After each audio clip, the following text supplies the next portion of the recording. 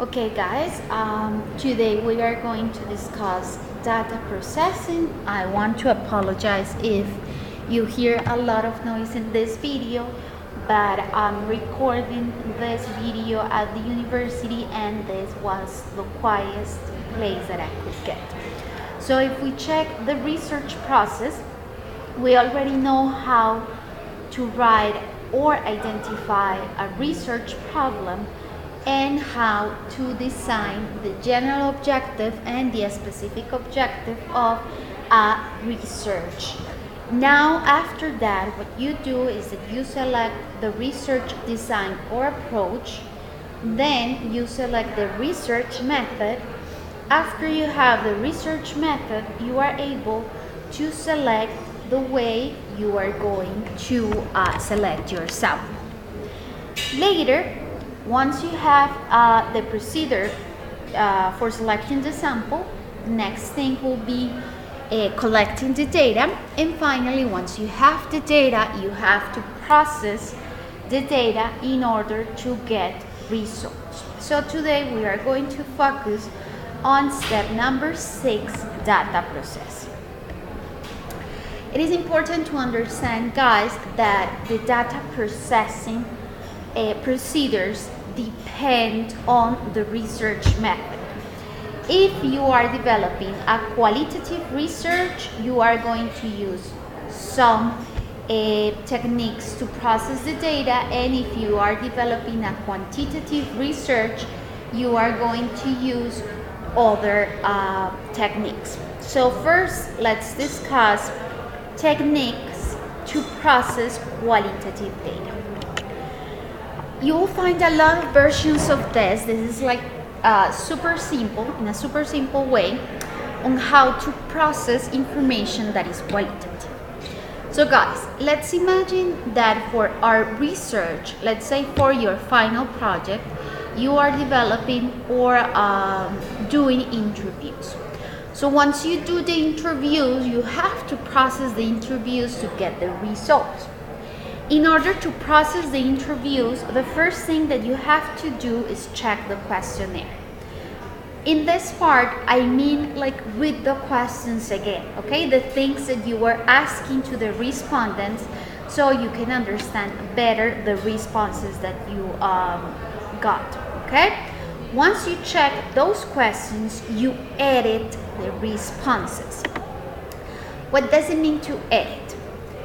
Once you have the answers of your interview, for instance, so you review all the responses of the interview for every single respondent of the interview.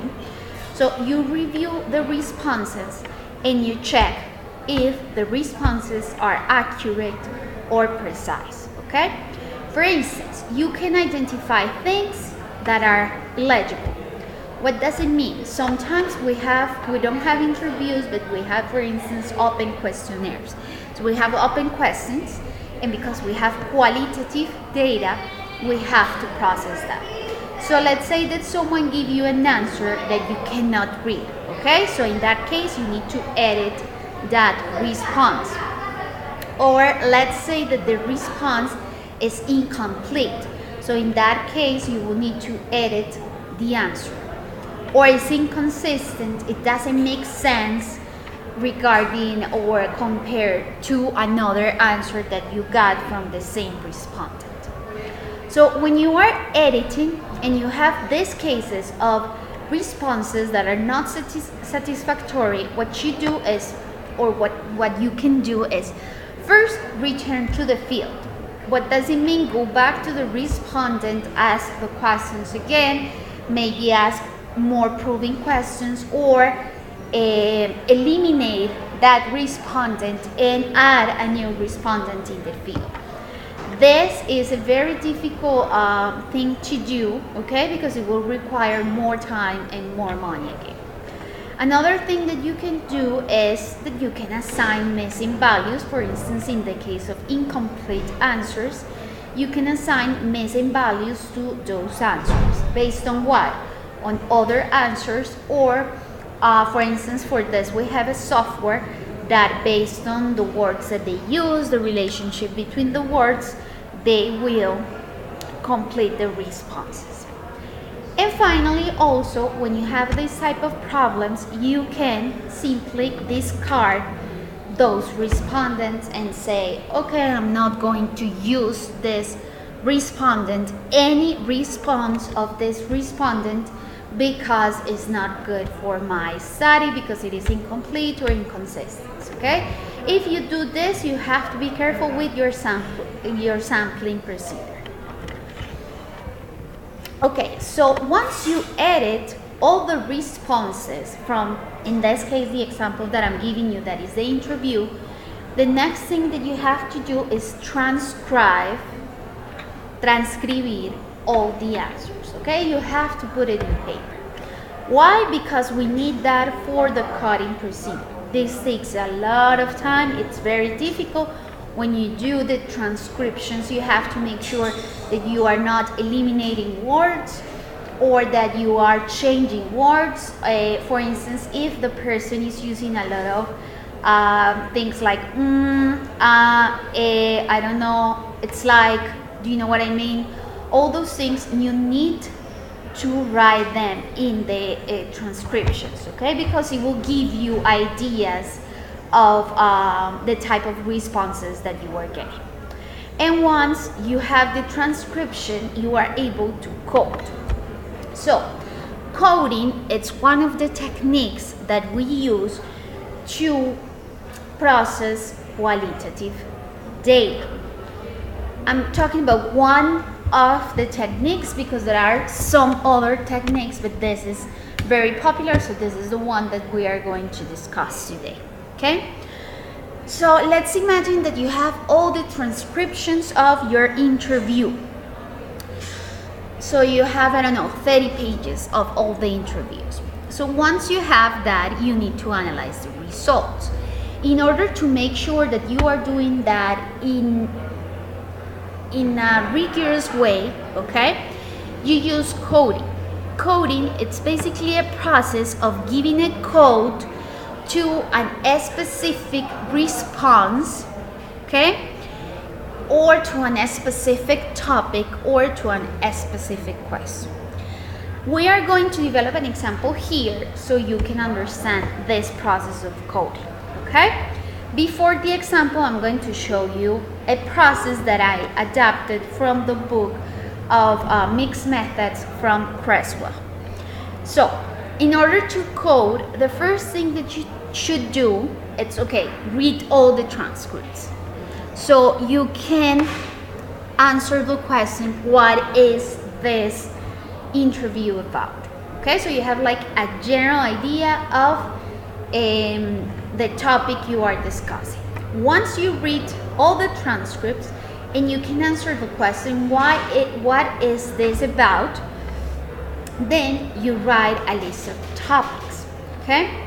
The topics are, or make reference to the topics that are being discussed or part of the interview, the responses of the interview. If you have topics that are quite similar, so you can cluster those topics together, okay? You can make them like in a group with categories and subcategories.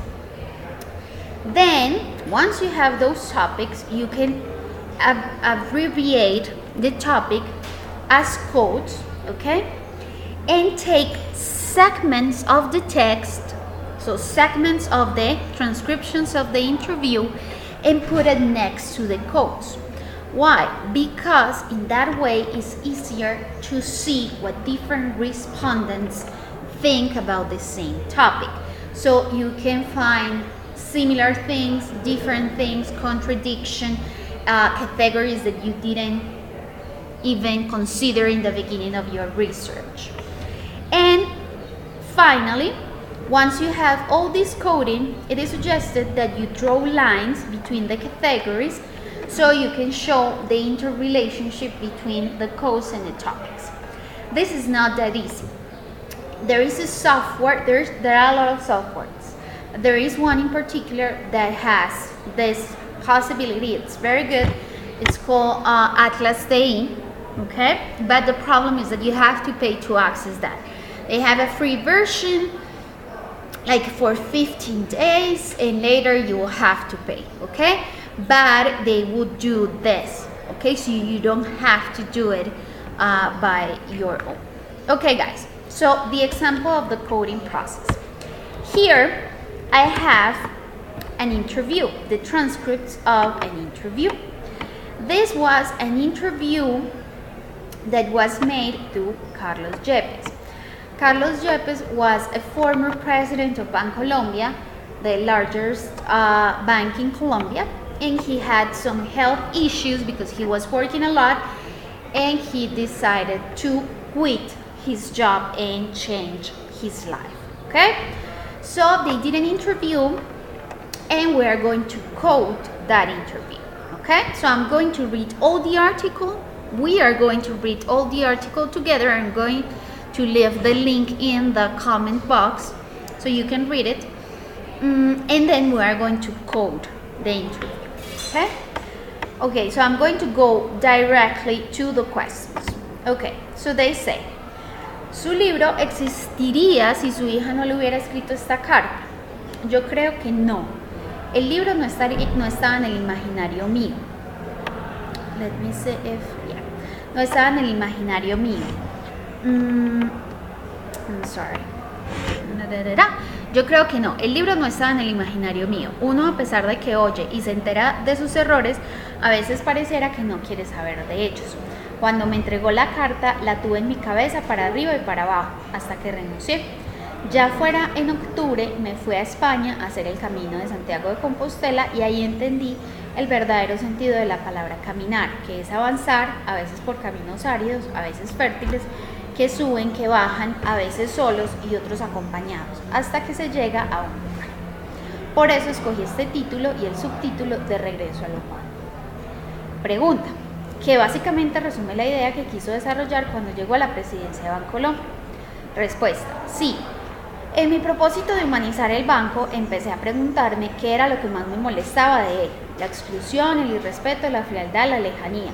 Y me di cuenta que no solo era necesario hacer una banca más humana, sino una sociedad más humana. Ese fue el mensaje que quise transmitir por otro camino, que a las metas se llega con las personas y no contra ellas. Pregunta, y en el caso particular de Bancolombia, ¿cómo fue ese proceso? Respuesta, al principio a uno le decían Bancolombia S.A.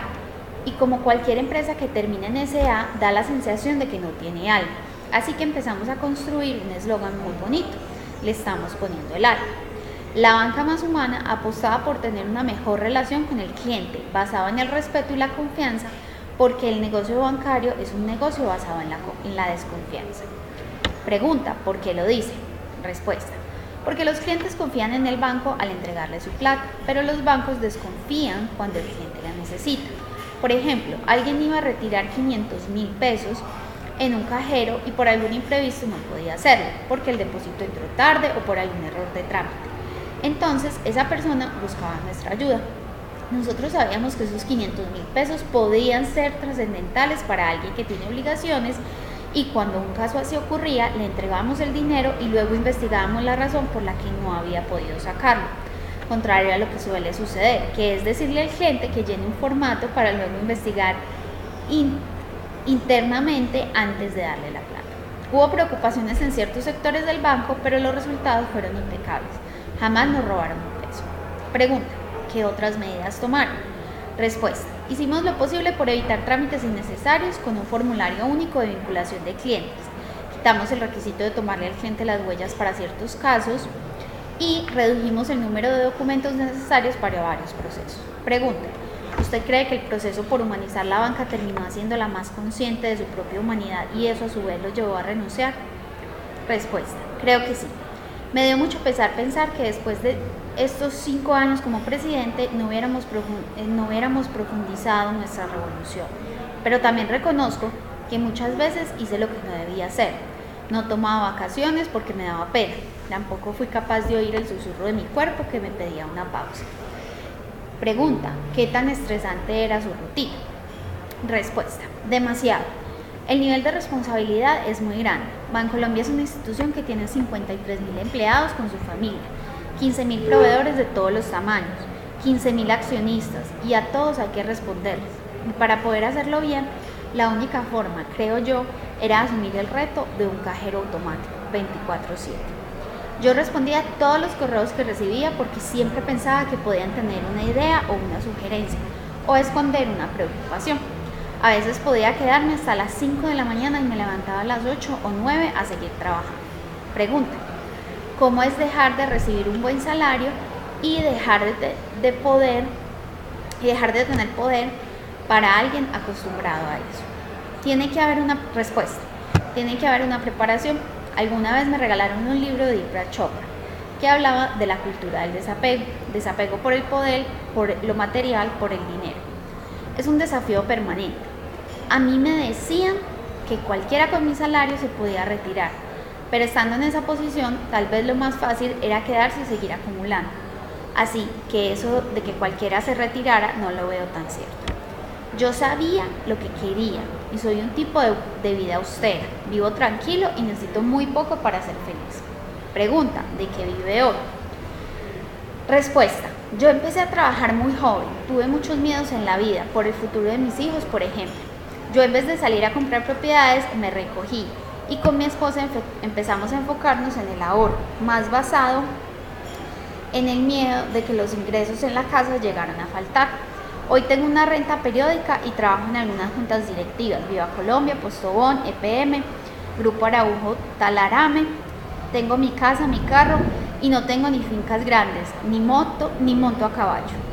También trabajo mucho con organizaciones que construyen comunidad: Transparencia por Colombia, Comisión Nacional de la Paz, ProAntioquia, Banco Mundial.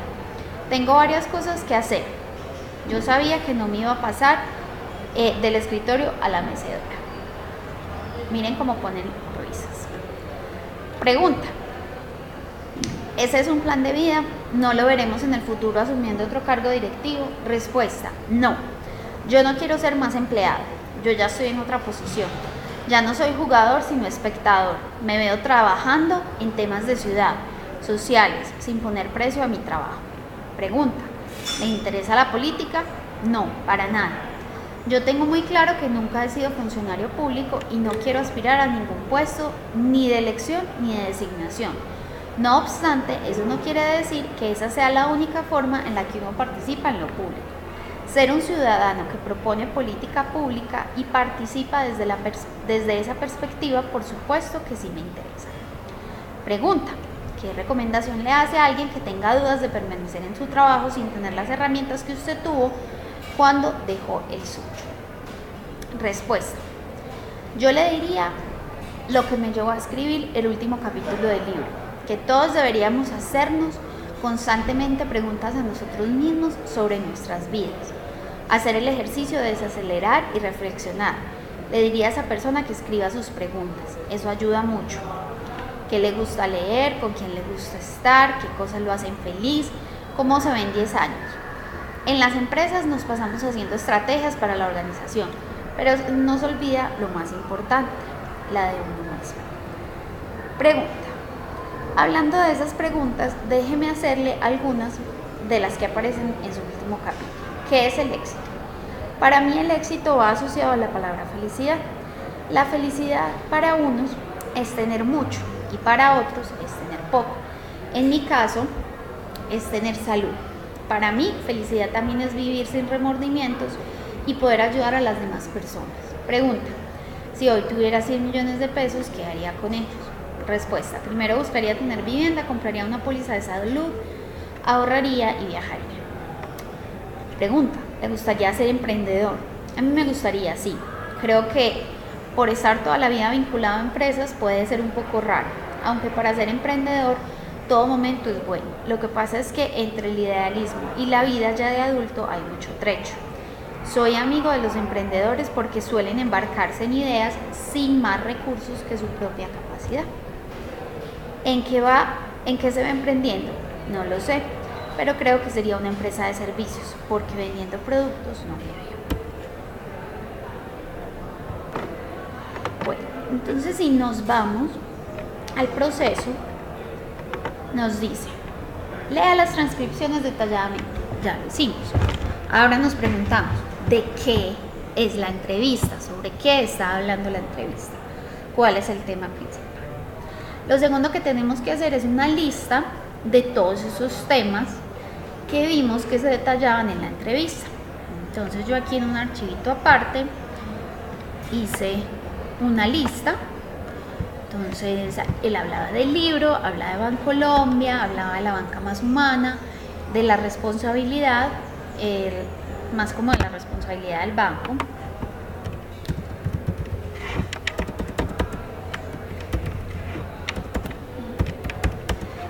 Hablaba de su trabajo, de lo que está haciendo ahora, del emprendimiento, y también hablaba del éxito. Entonces lo que hice fue que tomé todos esos temas y los puse, los temas que se parecían, en clústeres, y creé una categoría de, pues una columna de categoría y una columna de subcategoría. Entonces ahora lo que tenemos que hacer es irnos al artículo, volverlo a leer y empezar a traer todos esos chunks, todos esos pedacitos del artículo, y ubicarlos al lado del código, al lado del tema que está hablando. Entonces dice, ¿su libro existiría si su hija no le hubiera escrito esta carta? Yo creo que no. El libro estaba en el imaginario mío, tararara. Todo esto ya lo sabemos. Entonces copiamos, lo copiamos y lo pegamos. Listo. Me devuelvo al texto. Aquí dice que básicamente resume la idea que quiso desarrollar cuando llegó a la presidencia de Colombia. En mi propósito de humanizar el banco, empecé a preguntarme qué era lo que más me molestaba de él: la exclusión, el irrespeto, la frialdad, la lejanía. Y me di cuenta que no solo era necesario hacer una banca más humana, sino una sociedad más humana. Entonces claramente aquí está hablando del tema de la banca más humana. Entonces copio y pego. ¿Listo? Sigamos. En el caso de Bancolombia, ¿cómo fue ese proceso? Al principio a uno le decían Bancolombia S.A., y como cualquier empresa que termine en S.A., da la sensación de que no tiene alma. Así que empezamos a construir ese eslogan tan bonito de le estamos poniendo el alma. Y aquí está hablando de todo el tema de confianza, responsabilidad. Entonces lo pego acá y le voy a cambiar. Esto pasa mucho, uno va cambiando el nombre de los códigos porque se va dando cuenta que el nombre corresponde a otra, perdón, el código corresponde realmente a otra cosa. Entonces voy a poner responsabilidad, confianza.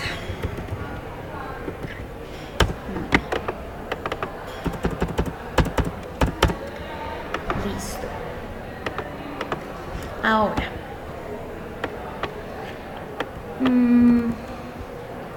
y así seguimos con todo el texto. ¿Qué pasa? En este caso solo tenemos una entrevista. Ese no va a ser el caso, o ese no es el caso normalmente. Uno siempre tiene al menos 4 o 5 entrevistas. Entonces estos chunks pueden ir siendo del entrevistado 1,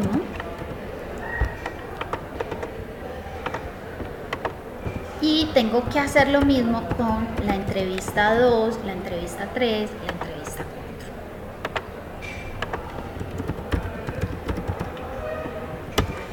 Entonces al final, cuando yo ya hago todo este proceso con todas las entrevistas, voy a tener una categoría que supongamos el libro, y todo lo que dijo cada entrevistado en relación al libro.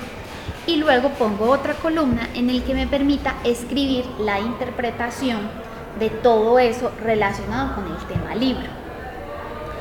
Yo sé que esto suena muy manual, realmente lo es. Toma mucho tiempo, por eso era que yo les decía, y voy a cambiar el idioma porque me acabo de dar cuenta que estoy hablando en español. That's why during the class I told you that a lot of people think that qualitative research is easier. It's not easier. It's equally it's the same as in terms of difficulty as quantitative research. Okay, so it takes a lot of time. It is faster when you have a software, even though with the software you have to tell the software, this is talking about this is talking about that. but the software, it's able to chunk everything after you select the topics or the chunk of the text, and they are able to measure, for instance, frequency of words, interrelations between words. For instance, every time they mention one word, they also mention another one. Like, you can get like deeper to a deeper and more detailed analysis with a software. But again, you have to pay. So this is like the classic way of coding. Okay. Okay, guys, let's go back to the presentation. So that is the way you code. Also, you can code using images, and this is quite common in marketing. Let's say that you are doing a research in which you require to analyze images. Okay, you don't have interviews, you don't have focus groups. What you are doing is analyzing images. For instance, here I have an example of advertisement. So you do exactly the same thing, but in this case you don't chunk or take text from a transcript, but you cut pieces of the picture into another file that helps you to analyze that. Okay, so for instance, this is a file with a set of images of advertisement that involve alcohol. Okay, so for instance, here they are saying, clean up the office potty. Of course it is a woman. I never realized that Mr. Smithers had such a pretty green eyes. The vodka, and the comment of the advertisement, drink the clean drink, Kosaka vodka. This is another advertisement as well. Obsessed with the best cycles, two very fancy guys drinking scotch, and of course the bottle of the alcohol, and so on and so forth. Okay, so you take all those images and you start coding. So for instance, one code or one category can be women, another one can be men, another one can be like the setting. So this is a household, this is like a house as well. Okay, this is like an office. So you can use a lot of codes and try to describe what you see in each picture. This is a little bit harder. Okay, you need to develop like different skills to do this, but in marketing, guys, this is very common to do or to use this type of techniques to analyze pictures. Very good. Okay, guys, let's talk about data processing for quantitative research. We already have had an Excel class, okay, and we discussed most of these techniques. You already had statistics course, so I'm not going to teach you statistics. I'm going to send you a document with the main techniques, and I'm going to mention this here. So when you have quantitative data, you don't, or the technique that you use in most of the cases is statistics, okay, to analyze your data. So the first thing, this is very easy, is basically a frequency distribution. So in this case, what you do is that you try to summarize in terms of a category. In this case, the category is an amount. The number of times that something is repeating or occurring. Okay, so this helps you to see like the frequency of something happening, and it's also a very nice way to present the results. Another technique or tool is the percentage distribution, which is also very common. So let's say you have a survey, and at the end of the survey you have the results. So you want to present the percentage of people that selected a specific answer. Okay, you can present it in this way of as a cake or a pie graph. The mean, we already discussed the mean. Remember that this in Spanish is promedio. The mean is a quite common measure for quantitative research, okay, be careful with something with the mean. It is that when you have extreme data, okay, that is going to affect the result of the mean. So I always suggest to use the mean with complete the use of the mean with, for instance, a mode. A mode is a measure of central tendency, so it tells you which value occurs with more frequency. So you can check and analyze that, compare with the mean. For instance, in this case, this graph. So we have a frequency of good electronic banking system as a criteria in selecting a cash management bank. The mode in this case, it's the value that has more frequency, okay, that people selected the most. In this case is not rated, okay. In this one, because it is a value that is too high, not in this case, but in the cases you use the mean, so the mean is going to be higher because you have a value with a very high frequency. So the mode is another tool that you can use. Of course, you can also use correlations, regressions, SEM, which is a structural equation modeling. Of course, you're not going to use that, but still, I'm just mentioning the information for you. Okay, guys, so that is everything that we're going to discuss today. I hope you can finish the exercise on the coding, okay, by your own, so you can develop this and try to understand how to use this tool.